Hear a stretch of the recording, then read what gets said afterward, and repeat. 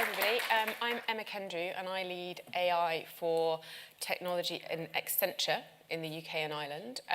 Just a quick show of hands, who's familiar with Accenture as a company? Okay, good. So we're a professional services organisation and within our technology business we help global and national companies implement technology and drive digital transformation. Now, we're a relatively small group, so I'm actually going to change this up a little bit and get a bit of a sense of who you all are and what you do within AI, your familiarity with AI. And then I'm going to talk a little bit more about how we implement AI in the real world and some of the considerations that we have when we're taking AI from the lab, from experimentation and innovations to enterprise level scale in organisations that are interacting with customers and citizens across the UK. So just a kind of, if people don't mind, a show of hands or just to say, who is working in kind of software engineering and developing AI? A few, okay, perfect. And data scientists, we have data scientists in the room? Yeah. Anybody doing anything around strategy or organisational change for AI? Okay, great. And specific, is it cross-industry or in specific industries? Specific, do you mind sharing? Specific. Do you mind sharing which industry? Automotive. Automotive? Any other takers? National policies. Right, national policy, right, okay, so regulation, policy, great. Aerospace. Anyone else? Any other? Energy, right. And also aerospace. Okay, brilliant. So the cross-section of the room is really illustrative, I think, of the fact that we've got AI now kind of being implemented in multiple industries and that we are bringing cross-disciplines together to start to implement AI at scale. So, as I say, it's a relatively small group. I'm going to run through some of these considerations that we've put together, but please do ask questions. Let's have a bit of a discussion rather than me just kind of talking at you or telling you things that you potentially already know. Okay, so perfect. So we'll share the microphone if anyone wants to talk, but this is probably looking at the other sessions that you've had today, maybe had a little bit more of a technical slant. This is going to be more of a business customer lens, thinking about how we deliver an AI that is people ready. So AI everywhere. You all work in AI, so you'll have experienced, as I have over the last 18 months to 2 years, this enormous surge in attention and focus on AI. There is barely a week that goes by when it's not in the headlines promising to fix all of the world's problems, cause all of the world's problems, or something in between. I noticed even this morning there was a headline around home assistants, I won't say which one, and how they're going to deploy a feature to try and recognise when users have a common cold, to try and diagnose when somebody's feeling under the weather so they can advise recipes, advise them what to do, or potentially offer up products that you may want to order online so they arrive at your door the next day to help you get better. So, another example of how AI is becoming increasingly embedded in the way that we all live and work. And for many people who aren't in the industry, that's actually not something that people necessarily recognise. When you talk to people about Google search, when you talk to them about Spotify, when you talk to them about Netflix, when you talk to them about how Amazon shopping works, people don't necessarily realise that AI is actually out there, it's being deployed and it's being used by companies in how they interact with customers every day. And that's why we talk about everyday AI. And certainly where I work with some of the larger corporations in the UK, over the last 18 months, we've really seen AI start to come of age. So from a period of quite tentative experimentation, a few small pilots perhaps, companies now are really starting to adopt AI and think about how they can apply it and how they can scale it across their enterprise to drive genuine disruption and transformation. That's why we talk about AI coming of age and starting to work alongside people, either as a colleague, as a customer service representative, or as a co-worker. There's a really good example in New York at Mount Sinai where they are using an AI called Deep Patient, and the doctors there are literally working alongside the AI. They've trained the AI on thousands of patient records, and it can now diagnose 78 or so different conditions. And I think that's a powerful and you know, an AI for good example of how AI is starting to bleed into our teams and our interactions. And again, we're going to see much more of this over the next 2 to 5 years as companies and the government and other kind of third sector organisations start to implement AI at more scale.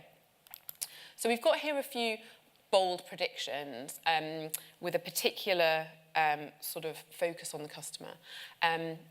These were done through some research that we did globally last year. Now, who knows whether they're right or wrong, but I think they are interesting food for thought. By 2020, so 2 years from now, 85% of customer interactions with business will be managed by AI chatbots. Based on the work I'm doing, the conversations I'm having, I can see that becoming a reality, though I like to think of them as virtual agents and assistants rather than just chatbots. By 2023, the same will be true of government agencies and the offices of elected representatives.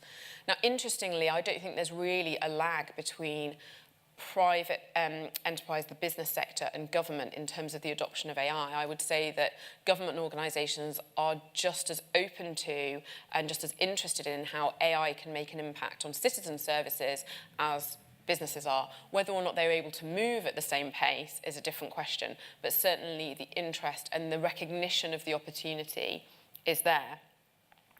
By 2023, AI techniques will be the primary way to make significant discoveries in the life sciences. Health and life science is clearly a massive area of opportunity for AI, and we're just at the tipping point of really seeing some of that impact. In the next decade, an AI will demonstrate creativity by producing a global blockbuster film. Again, we're seeing more and more examples of where AI is being used for creative purposes. I don't know if anyone's seen the Rembrandt that was created through AI. It starts to raise some really interesting questions for us about how we value creativity and how we bring together human and machine in the creative arts and creative subjects. Finally, by 2025, the first national or subnational government will ban the human-driven vehicle. Self-driving cars, automotive is a key area of focus for AI. It's an example that's often used, and perhaps the people working it might have a view on that prediction. In any case, whether or not these are true, whether or not they come true, there is enormous potential from AI. There is an enormous opportunity there. It's part of an era of unprecedented technology, innovation, and disruption. And that's why we really consider AI to be one of the foundations of the fourth industrial revolution, powered as it is by big data, by cloud computing, and by increased processing power and Internet of Things and smart devices. And again, we're seeing all of those technologies now come of age at a similar time, which means we're finally ready to really combine them at enterprise scale and drive the value from them.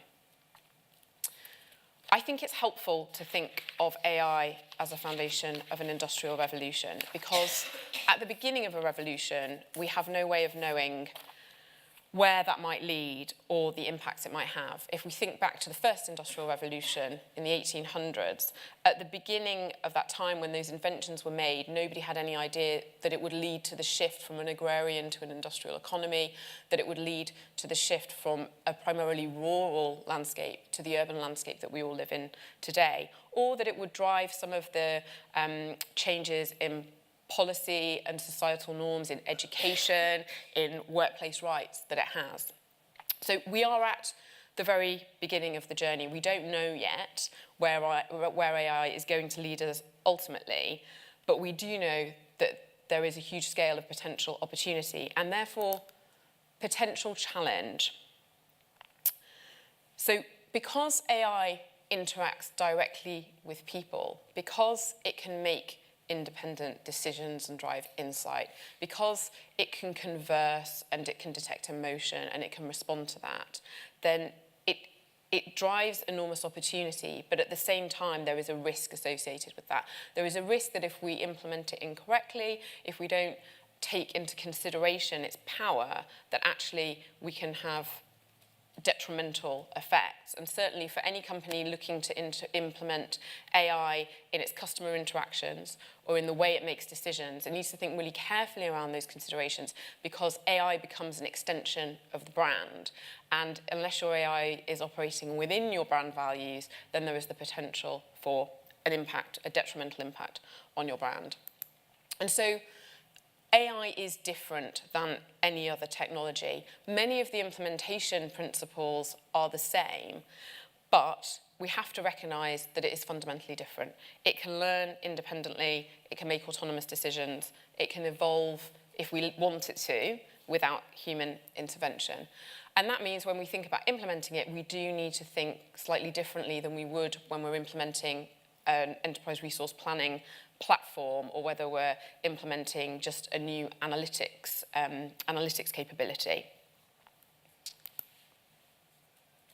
Harnessing the opportunity then means raising an AI that is firstly responsible, that operates within the accepted norms and framework that we deem to be acceptable.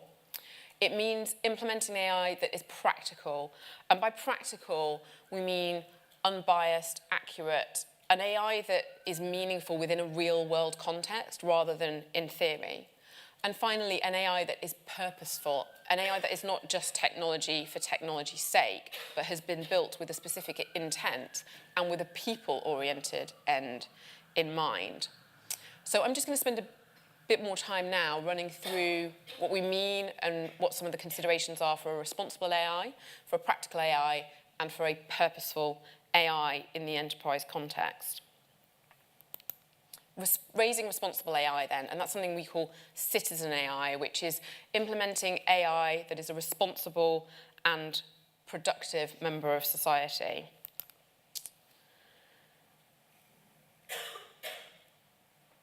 AI obviously has to be trained and taught. It doesn't just do what it does out of the box, or it's not just ready to make decisions, to drive insights, and to advise humans. So we need to train and teach AI, but what we can't do is program it in very narrow and specific ways. Because of the elevated role that it has in society and business, we need to take a more holistic view of it. And so we talk about raising AI and educating it like we would a child, to make sure that not only it understands what to do, but it understands how to do it. It understands the rules, the regulations, the norms of society, and it operates within those boundaries in an accepted way that means it's trustworthy to the people that use it. That means when we implement AI, we have to think about teaching it how to learn. How is it going to incorporate new information and data? How is it going to continuously learn? We need to think carefully about how it communicates. When we implement things like natural language processing and emotion detection, how is an AI going to communicate with people in a way that humans can both understand and empathize with? How do we make sure that it understands the nuances of perhaps dialect or regional variation? How do we make sure that it doesn't communicate in a way that is biased or discriminatory?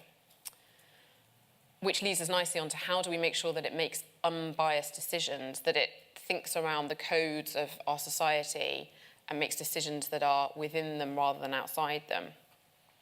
We need to think about how it's going to reflect our values as a society, as a company. Whatever our values are, we need to make sure that our AI, just as we would make sure our employees operate within it, we need to have structures in place to make our AI work in the same way. And finally, we need to think about how our AI is going to comply with our rules, our regulations, and our standards.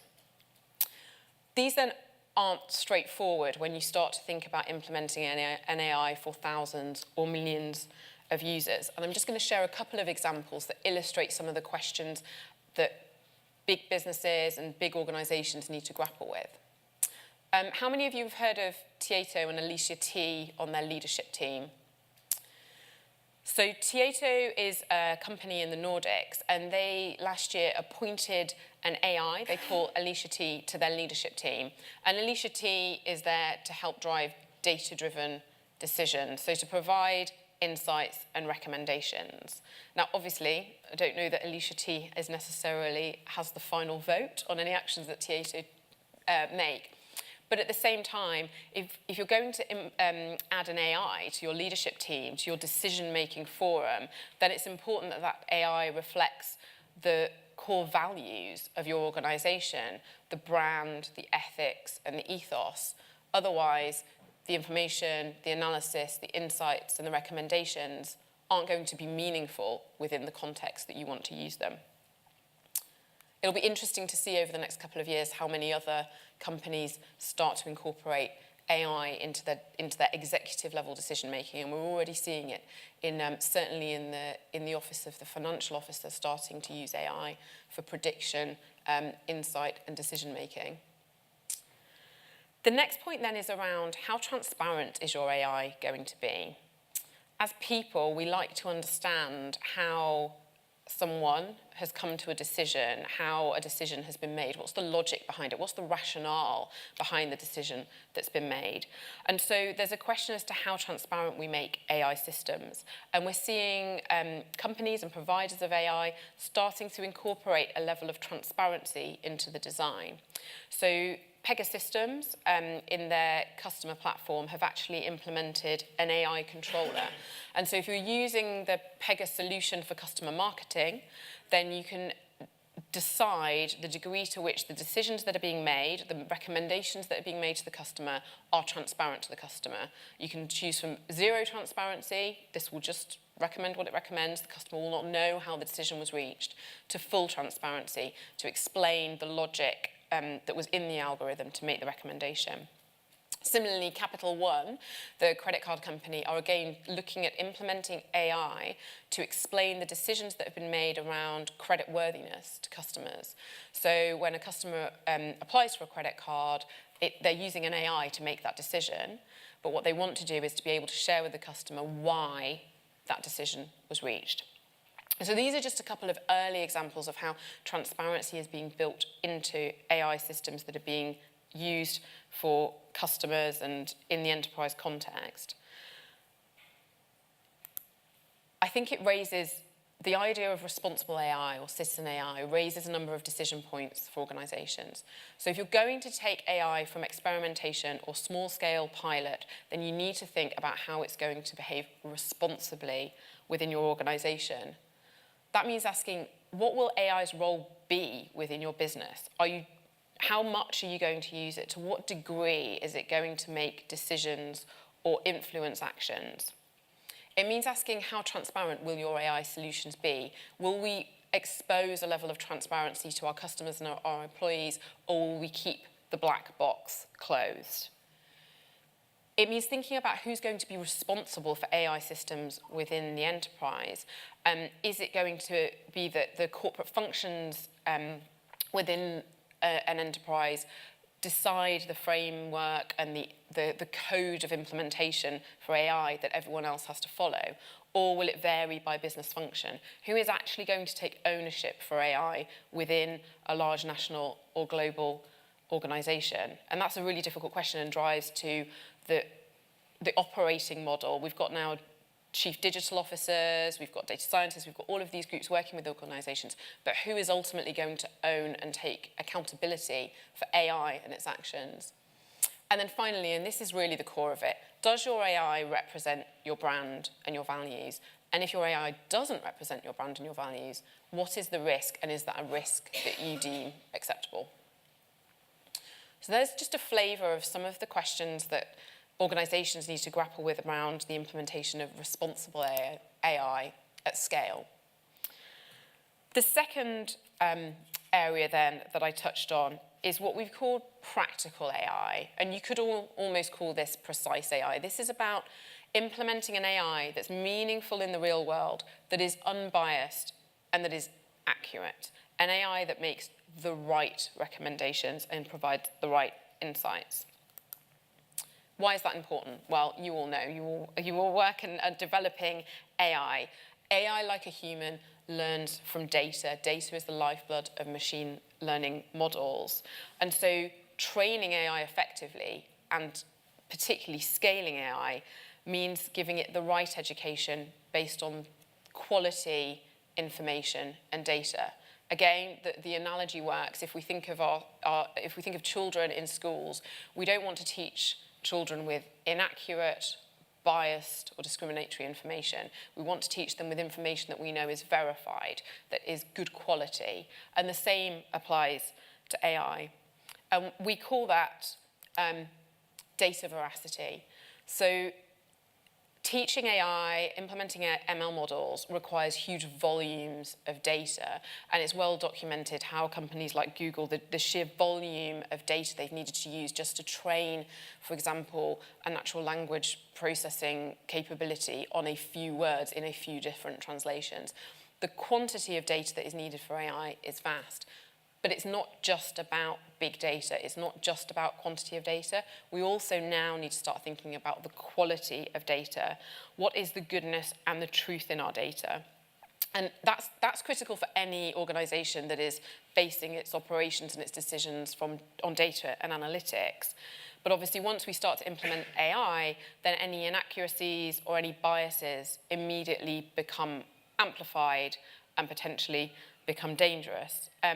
I'm sure everybody can remember the Twitter bot that was put live by Microsoft a couple of years ago with unsupervised machine learning. And within 24 hours, that had to be taken down from the site because it had learnt from the wrong data, and it therefore was definitely not operating within the code of ethics and the values of the company that had put it live. And that's just one example of how a kind of unsupervised or an AI that's been trained in the wrong way with the wrong data, that hasn't been educated in the right way, can have potentially catastrophic impacts on your brand value and reputation. So we can't simply trust the data that we use to build AI. We actually need to interrogate it quite forensically and make sure that we trust the data. That means thinking about three different things. It means thinking about the provenance of the data. Is the data biased in any way? With AI, just like anything else, you get out what you put in. So if the data that goes in is biased, the AI will be biased. So we need to think about provenance. Secondly, we need to think about context. And that's really, does the data that we're using make sense in the context what we're trying to achieve?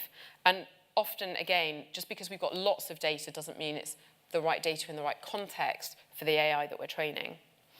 Finally, what is the integrity of the data? And this is really key, and we've seen many public examples of data integrity being compromised recently. And again, this is something that's rising up the public consciousness, and anything that is rising up the public consciousness in technology immediately becomes something that organizations and enterprises need to pay attention to, because if they don't address it, and they are the one that has the breach, they are the one that fails, then again, the impacts are potentially catastrophic. So integrity, has the data been compromised or corrupted in any way? Again, I just want to share a few examples of how that's playing out in the real world. So provenance, I'm sure many of you are familiar with this example. It's been well documented. Researchers looked at the data that had been used for an image recognition software, and they identified that because of biases in the data, the AI software was actually it was associating cooking, like cookers, cooking stoves, with women. It strongly associated cooking stoves with women, and it even incorrectly identified a man standing next to a cooker as a woman. And that's because the data that was used to train the AI was fundamentally biased. It had a skew towards associations of women with cooking, and that meant that the AI assumed and learnt that cooking was synonymous with women, even when a man was in the picture. Now, that's a relatively humorous example, but if we think about this in the real world, discrimination can be amplified by AI. And if we get the data wrong, then that discrimination will have an impact in the real world. You know, speaking as a woman, I don't necessarily want a company to always associate pictures of cookers with women, but there are other much more serious implications of that we need to guard against. I should actually point out here, this is this question of bias in AI and the data used to train AI is, again, it's rising up the agenda for businesses. And actually, we've recently been working together with clients on a fairness tool, which is a tool that tries to address some of this by interrogating the data that's been used to develop algorithms and highlighting where there may be biases in the data, so that data can be checked and potentially cleansed or updated to make sure that the machine learning model is as unbiased as possible. Now, sometimes that means you just can't get what you want from the machine learning model by cleansing the data. And so what it does is it opens up a value-based question for organizations. How much does the output of the AI matter to me versus how much do I mind if it's biased? And sometimes, you know, it's okay if there's a little bit of bias if we want to get the output that we need. There will be a line as to how much bias an organization is willing to accept in its AI. But the main point is that we need to be conscious of the fact that bias can creep into AI and guard against it through the design. The second example then is about context, and there's a really good example with United Airlines, who were using AI for demand forecasting and to create their pricing models. So the pricing for all of their flights based on AI, but they were using data that was 10 years old, and that meant it was based on the flying habits of people 10 years ago, which are obviously not right for today's real-world context. And when they did the analysis on this, they realized they were probably missing out in $1 billion of revenue because the data they were using wasn't right for the context they were trying to use it in.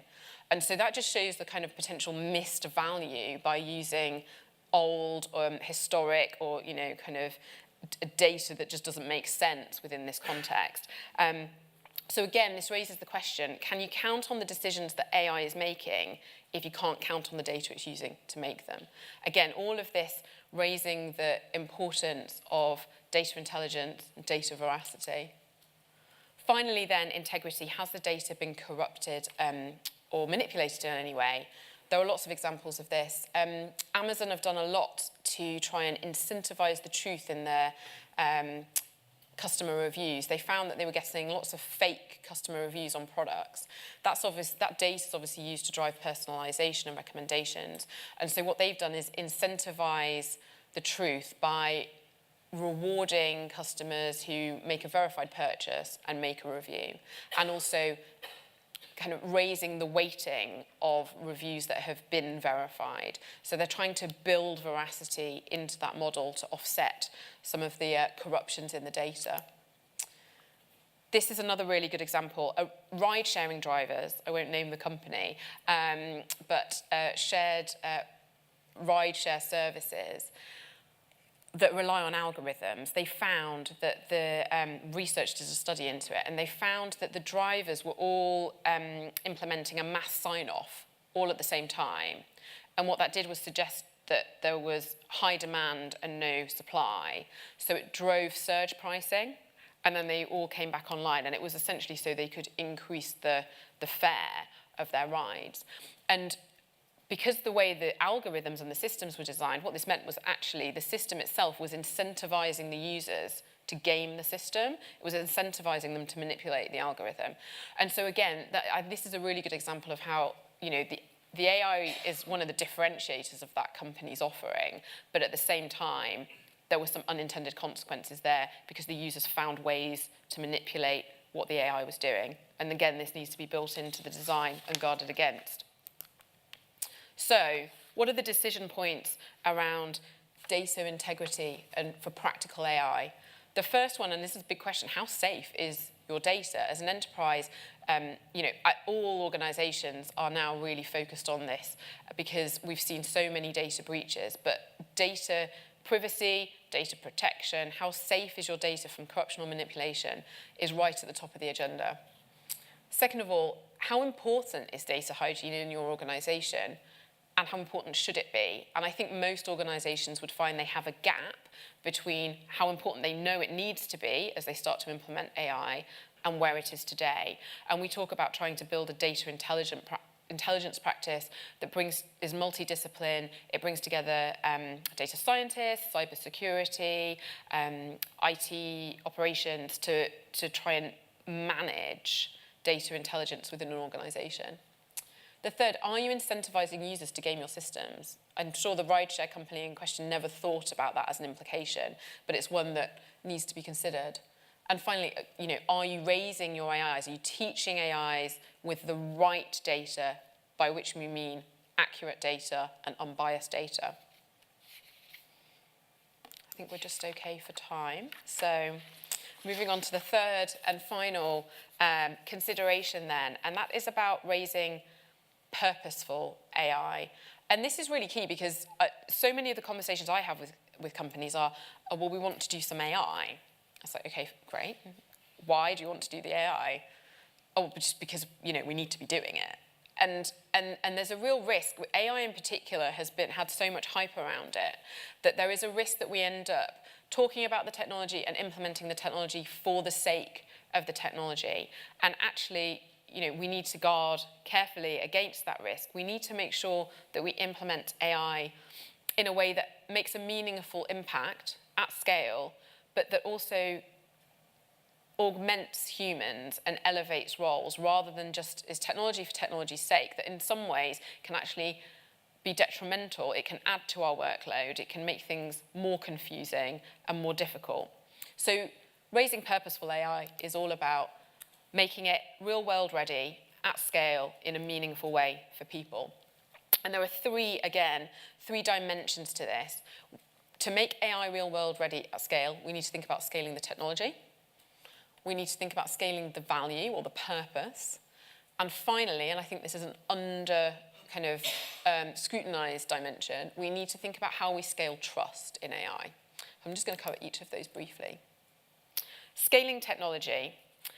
I'm going to give the example here of an AI-powered customer care solution. And that's mainly because chatbots have become quite ubiquitous. It is relatively easy to build a chatbot. I think students are doing it in their spare time. It is relatively easy to build a chatbot on OpenAI technologies. It can interact with a few people. It can maybe interact with a few hundred users with a narrow scope of conversation. Scaling virtual agent technology to interact with hundreds of thousands or millions of users across the whole scope of conversation that a retailer or a media company might have is an altogether different question, and it requires some specific considerations.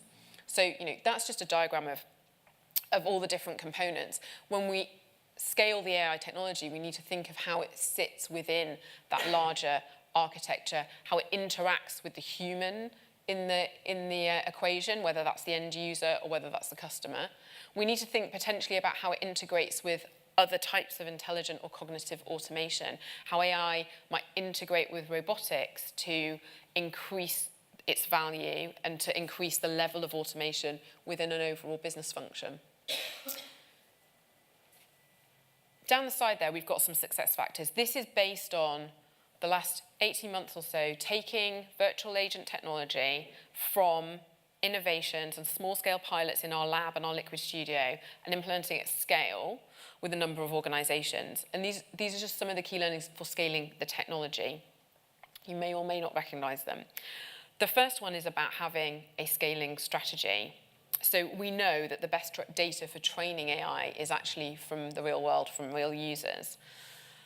If you try to scale a conversational capability too early, when it's not ready, then it can actually undermine user confidence and reduce adoption. And that then, if you don't have the right user experience, users don't want to use it, your chatbot essentially falls flat on its face and you don't get the data to develop it and expand it. And so it's really important to, from the beginning, have a strategy for how you will scale across users and to think and have essentially a roadmap for how you'll discover the value of different types of conversation, to keep refining it so that we don't essentially put users off, but we build more and more data into the model. The second one I've called user experience as business as usual. Again, there's a very heavy emphasis on user experience design when we do pilots and when we do the initial experimentation with AI. But actually, it's really important once you get an AI system live, once it's being used in anger, to understand how users are reacting to it and be agile in its design to adapt it to suit what people say they want, what people need, and where it's perhaps not working. So user experience design needs to be part of an ongoing, agile process for developing the AI.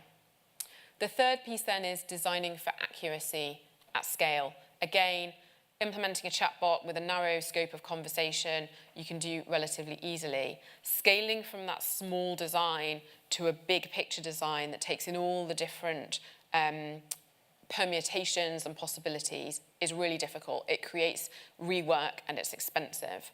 Starting from the big picture and saying, what is the full scope of what we're trying to achieve here? What is the full scope of conversations in this case? And creating a hierarchy of capabilities and of intent, and then drilling down on the one that you're going to pilot is the way to design with the end in mind and make sure that you avoid some of that rework. We've had implementations where we started here, and then when you start to scale out, you realize that this is designed in entirely the wrong way for the scope and breadth of the conversation we want to build. The fourth point then is around data, and obviously we've talked a lot about data, but the continuous curation of data. Again, getting that data quality right at the beginning is key, but the data needs to be continually managed and refined through time. And that really needs a very strong development architecture, maybe including it as part of a DevOps pipeline, just to, again, make sure that the data is continually managed to avoid regret cost and failure later on. Monitor and manage your AI. Any technology that we implement in the enterprise context has to be monitored and managed. But with AI, we need to take it to the next level. AI is inherently less predictable than other systems because it makes its own decisions, it can do its own thing, and therefore that does present a new challenge. So we need to think, to the points we were just making, we need to think about how we monitor transparency of decision making, or how we include checks to make sure that attempts aren't being made to compromise or deceive the ML models. So the level of monitoring and management of AI is fundamentally different to any other type of technology. The sixth one, and the final one from a technology perspective, is to consider data privacy at scale. Again, it's very tempting to pilot AI and to trial it in a way that avoids some of the considerations around data privacy and data protection. What that leads to is ultimately that is a barrier that we come to. And so it's much better to design with that data privacy and data protection in mind from the beginning, so it's easier to scale than designing something that doesn't need to consider it and then having to incorporate it later. They're just a few learnings from, as I say, the last 12 to 18 months of implementing this kind of technology at scale. The second piece that I talked about was scaling value, because having all that technology in place and it working well is one thing, but it's of no real use unless people use it, people are comfortable with it, and it actually adds some kind of value to the customer or employee experience. AI can fundamentally transform what we think of as customer care, but implementing a simple chatbot isn't going to do that in isolation. And so these are just some of the dimensions of things we need to do at scale to get the true value from AI at scale. The first one I talk about is imagine at scale. Again, the idea of just implementing AI in narrow areas across different parts of the business isn't going to really drive change. We need to stop thinking about how we just do what we already know a little bit more efficiently or a little bit differently with AI, and fundamentally reimagine how we do things, and then how can AI help us to do that. I think self-driving cars and transportation and automotive is a really good example of where we're seeing imagination at scale, and I think that's something that we need to extrapolate to other industries. That leads to innovation at scale. Again, how can you incorporate the emerging capabilities, the refinements in the capabilities, the new capabilities, so that you are continuously developing what you can do and adding to it at scale. And again, we see innovation sometimes as a one-time thing. We've done some innovation on AI, now we're going to implement it. What we really need to do is innovate continuously at scale. The third one is to integrate at scale. I can't tell you how many organizations have small pockets of AI happening across all the different parts of their business. None of them are joined up, none of them are talking to each other, none of them are integrating with the same systems even. AI at scale requires integration at scale of activity and of the technology. Education at scale, this is about thinking about how AI changes what people do. There's no point in just having technology if we don't think about the impact on people and how we deliver the value. So this is about educating the people who need to build AI, but also educating the people who are going to use AI. That needs to happen at scale. And finally, all of that needs to be underpinned by strategic intent. You need a vision for what you're trying to achieve. You need a roadmap for how you're going to get there. And then you need to be clear about where AI plays a role and where perhaps it doesn't because it's not the right solution. Finally then, the dimension that I think is under-considered is how do we scale trust? We did a survey last month and we found that more than 1 in 5 people admit they don't use their voice assistant because they don't trust it. And that's particularly for anything beyond just asking it to play music or what the weather is going to be, particularly around financial transactions. Again, I think that one of the most serious barriers to scale in AI technology is actually how much people trust it. And the different dimensions we need to think about to build trust are data. It needs to be verified, it needs to be accurate, it needs to be unbiased. We need to build diversity into AI. We need the teams that build AI and the technology to reflect the society that it represents. And that means that building diversity not just into the models, but into the teams that are building it. We need transparency. We've talked about that. People want to understand how decisions have been come to, particularly when it impacts their health, their wealth, their lives. We need rules and regulation, and we're seeing a lot of that coming together. The EU GDPR regulations build some precedent around explainability. In the UK, we've seen a kind of focus on AI, the Office for AI, the Centre for Data Ethics. We're seeing more around regulation and rules, but that is a collaboration, and we need business to come up with rules as well. And as consumers, we need to be clear about what we deem acceptable and what we don't. And finally, I think to trust something, we need to know that it has a purpose, that it is helping us rather than hindering us, that we can see the point to it. If I'm going to give away my data, if I'm going to trust in a device or I'm going to trust in a company, I need to feel that that is reciprocated and I'm getting something worthwhile for that input and for my contribution. And I think that, in conclusion, is where we come to. Scaling the technology is not easy. There are lots of different considerations. In the real world, AI needs to be responsible, it needs to be practical, it needs to be purposeful. But we have to remember AI is fundamentally a tool, and it was designed to help humans. And so above all else, when we think about designing and scaling AI, we need to make sure that it's done with people in mind.